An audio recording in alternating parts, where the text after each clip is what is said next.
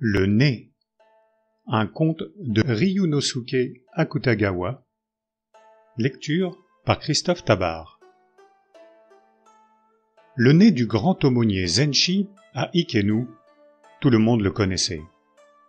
D'une longueur de 5 à 6 pouces, ce nez pendait du haut de la lèvre supérieure au bas du menton. Il était de la même grosseur à l'extrémité qu'à la racine. On eût dit une longue saucisse suspendue au milieu du visage.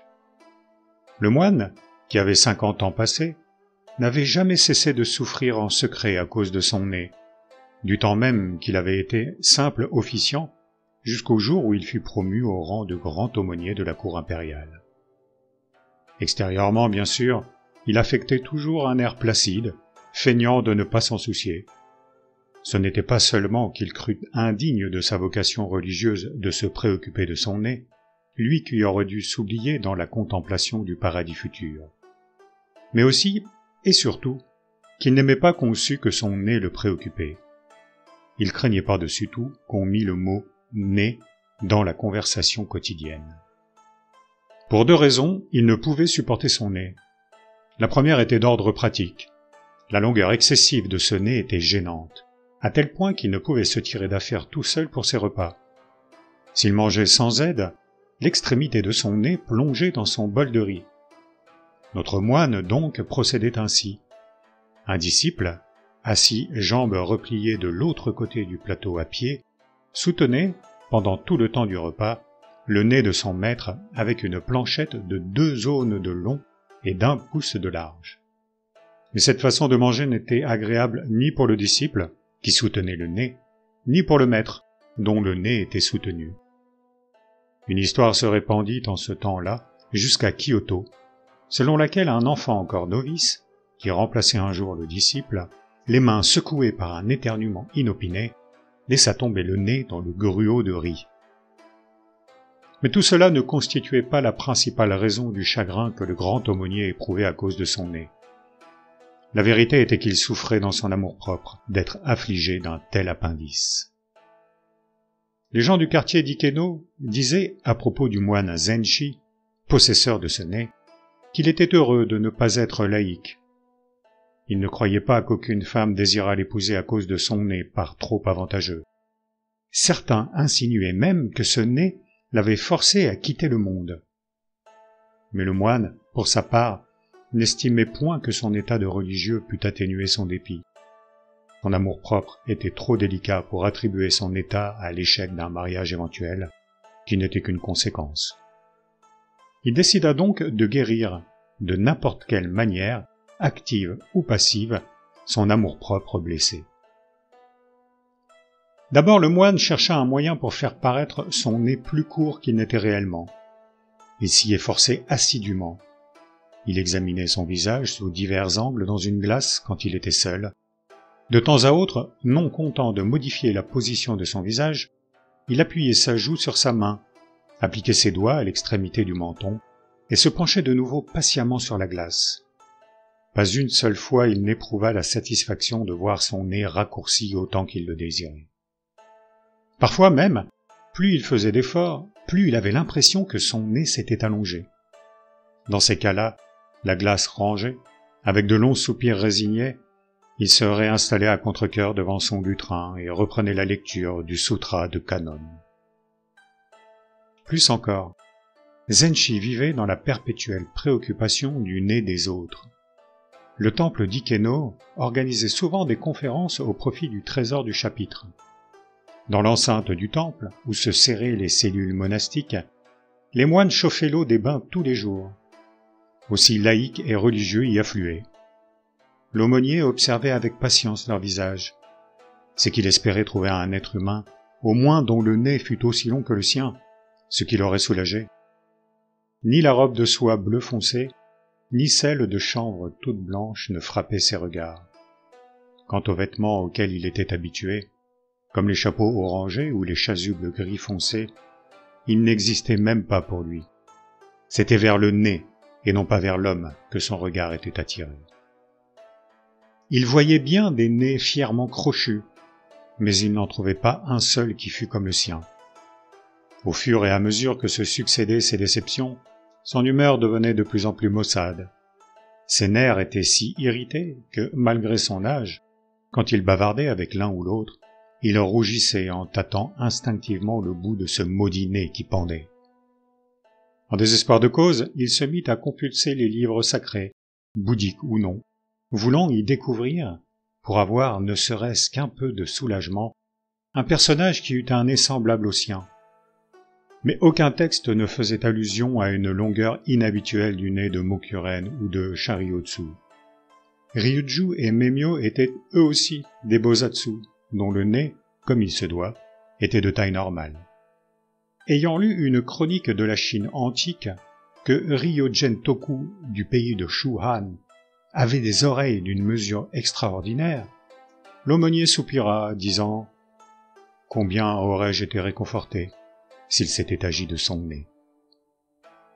Il était superflu de dire que Zenshi, en même temps qu'il accumulait ses recherches d'un caractère plutôt passif, se hasardait à éprouver avec énergie divers procédés réputés efficaces pour raccourcir le nez. Il se risqua donc à la plupart des expériences qu'il put imaginer. Il essaya par exemple l'infusion de tricosante, se frotta le nez avec de l'urine de souris, mais quoi qu'il fît, son nez pendait toujours à 5 ou 6 pouces au-dessous de sa lèvre supérieure. Or, il advint qu'un automne, un de ses disciples fit un voyage à la capitale, en partie pour s'occuper des affaires de l'aumônier. Là, il apprit d'un médecin qu'il connaissait une recette pour raccourcir un nez démesuré. Ce médecin originaire de Chine était en ce temps-là moine au temple Shorakuji. L'aumônier, feignant comme à son habitude de se ficher de son nez, dissimula son désir de sauter sur ce procédé. Mais, à chaque repas, il disait à son disciple, sur un ton dégagé, qu'il était navré au fond de lui-même de l'importuner ainsi. Naturellement, il attendait que ce dernier le persuadât d'essayer la recette en question. Le disciple saisissait parfaitement cette manœuvre. Peut-être la sympathie qu'il éprouvait pour l'aumônier cramponné à une telle manœuvre l'emporta-t-elle sur la répulsion qu'elle lui causait.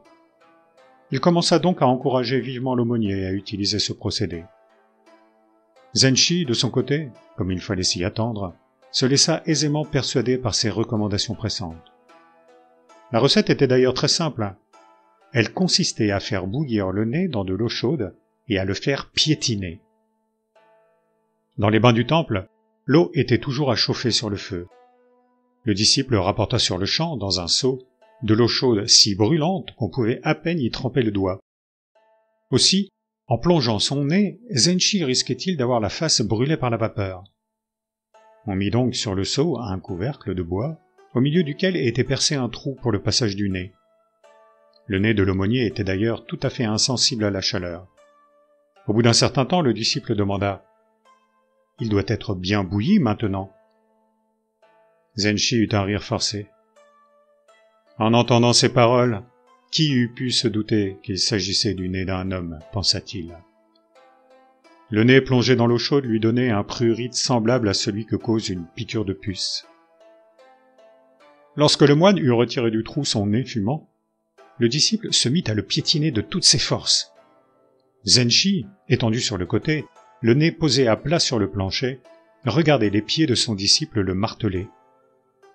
Ce dernier, le visage navré, le regard baissé vers la tête chauve de son maître, demandait de temps à autre « Ne souffrez-vous pas trop, maître ? Le médecin m'a dit de piétiner de toutes mes forces, mais cela ne vous fait-il pas mal ?» Le moine voulut indiquer d'un signe de la tête qu'il ne souffrait pas, mais le nez immobilisé sous les pieds l'empêchait de le faire. Alors tournant les yeux vers le haut, regardant les pieds gercés de son disciple, il bougonna « Je n'ai pas mal ». En effet, le nez en prurite éprouvait à la pression du pied plus de soulagement que de douleur. Après un moment de piétinement, des protubérances pareilles à des grains de millet se formèrent sur son nez. On eût dit un petit oiseau plumé et rôti. Là-dessus, le disciple s'arrêta et murmura « Il m'a dit de les retirer avec une pince à épiler. » Le moine, gonflant ses joues d'un air mécontent, mais sans rien dire, laissa faire son disciple. Le bon sentiment que manifestait ce dernier était loin de lui échapper. Néanmoins, il lui était désagréable de laisser manipuler son nez comme un objet quelconque. Il regardait, l'air résigné, son disciple retirer à l'aide d'une pince à épiler les globules de graisse formés dans les pores. L'expression de son visage était celle d'un patient soumis à une opération par un médecin en qui il n'a pas confiance. La graisse retirée d'une longueur de 4 lignes ressemblait à la tige d'une plume d'oiseau. Cette opération se termina tant bien que mal. Le disciple, apparemment soulagé, dit à Zenshi « Il n'y a plus qu'à le faire bouillir une fois encore ?» Le moine, sourcils froncés, l'air toujours mécontent, le laissa faire cependant.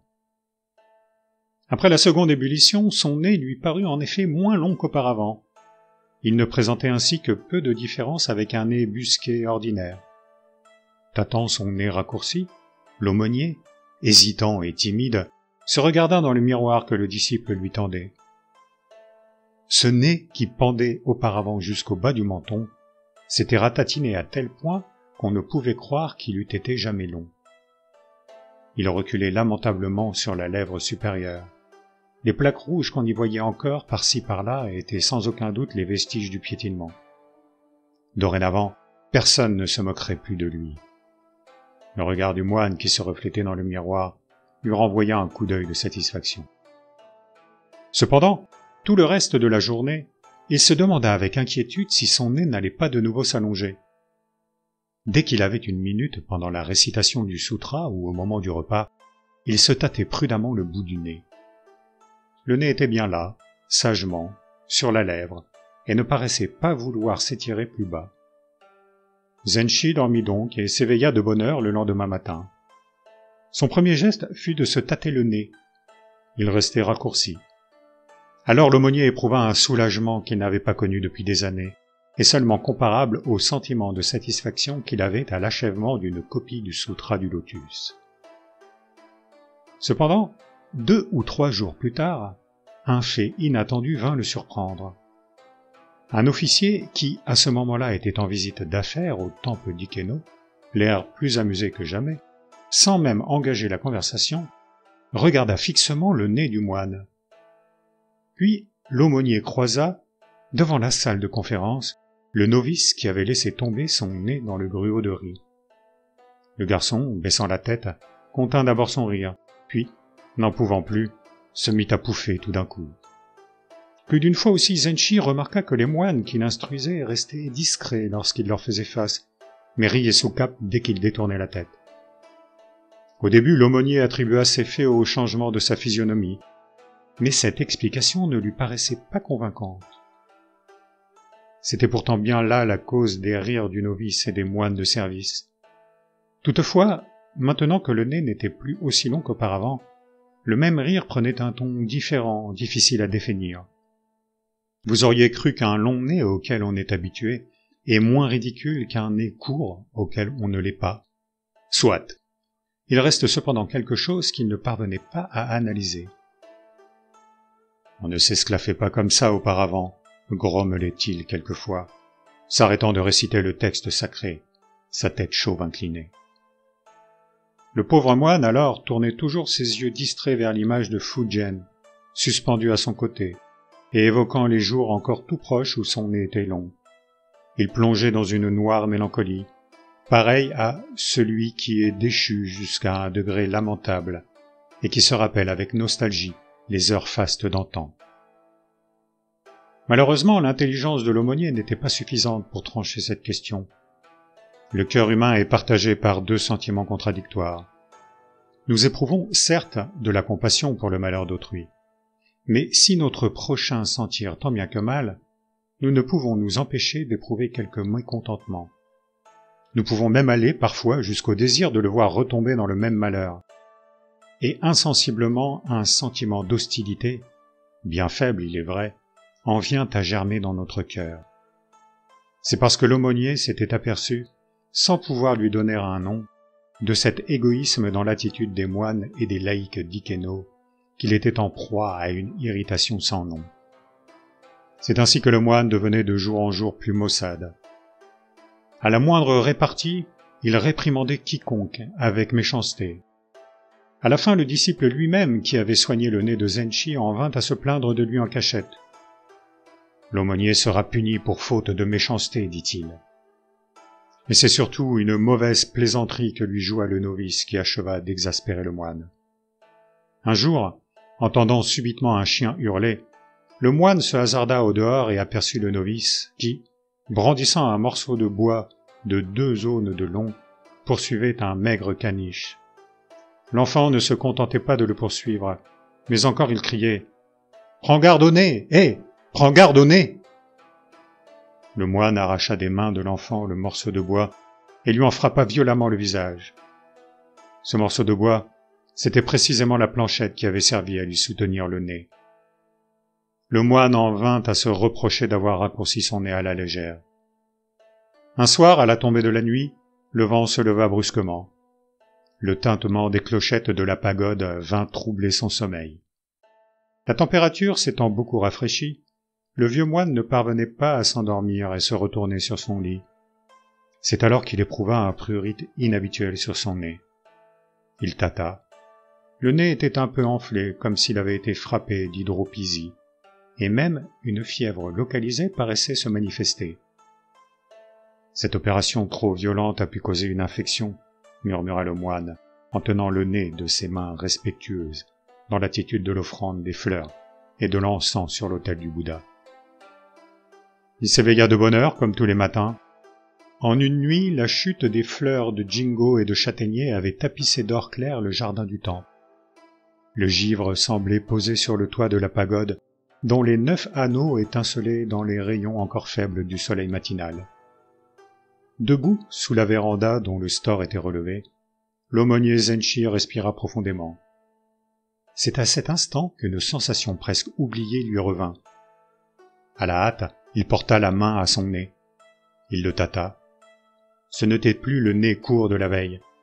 C'était le vieux et long nez qui pendait de la lèvre supérieure au bas du menton, sur un espace de 5 à 6 pouces. Zenshi comprit qu'en une nuit son nez s'était rallongé, et, dans le même temps, il sentit revenir dans son cœur, il ne savait d'où, cette même sensation de sérénité qu'il avait une fois éprouvée lorsque son nez avait été raccourci. Ainsi, personne ne se moquera plus de moi, murmura l'aumônier pour lui-même, laissant le vent matinal de l'automne balancer son long nez.